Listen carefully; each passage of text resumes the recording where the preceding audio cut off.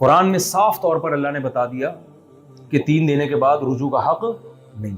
یہاں یہ لوگ فوراً حلالہ حلالہ وہ قسم کی بحث شروع کر دیتے ہیں. بھائی حلالے کا تذکرہ قرآن کر رہا ہے, یہ مولوی نہیں کر رہے. قرآن کہہ رہے تیسری طلاق کے بعد عورت اپنے شوہر کے لیے حلال نہیں ہے جب تک کہیں اور نکاح نہ کر لے, اور بخاری مسلم سے پتہ چلتا ہے ہم بستری بھی نہ ہو جائے.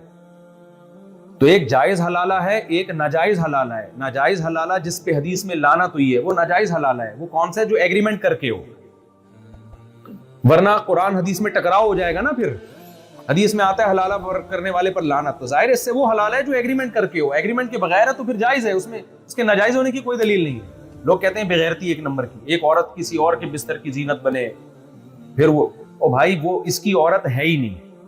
تو کہتے ہیں اس کی بیوی کسی اور کے نکاح میں جا رہی. بھائی اس کی بیوی تھوڑی ہے, وہ طلاقیں ہو گئی, وہ آزاد عورت ہے, جہاں چاہے نکاح کرے. وہ اب اس نے اگر کہیں اور نکاح کر لیا ہے تو اس کی تھوڑی ہے, وہ تو اس کی بیوی ہے. تو ان کا کمرے میں رات گزارنا کہاں سے بغیرتی ہو گیا؟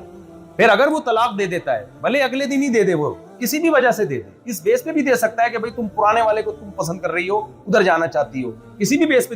معقول بیس پہ طلاق بری چیز نہیں ہے. نامعقول بیس پہ کیا ہے؟ ایک آدمی کو پتا ہے کوئی ایگریمنٹ نہیں ہوا, لیکن اس کو اندازہ ہو گیا بھائی یہ مجھے نہیں چاہتی ہے, یہ اپنے بچوں کی وجہ سے پرانے والے کے پاس جانا چاہتی ہے. تو اگر وہ اس بیس پہ کسی کو طلاق دے دے تو کیا جا رہا ہے اس میں؟ اس کے ناجائز ہونے کی کیا دلیل ہے؟ اگر وہ ڈیورس دیتا ہے تو پھر وہ عدت کے بعد عورت جہاں چاہے نکاح کرے, کہیں بھی نکاح کرے. بغیرتی ہے یہ عمل؟ بولے نا نہیں ہے. تو پرانے والے سے نکاح کرنا کیوں بغیرتی ہو گیا؟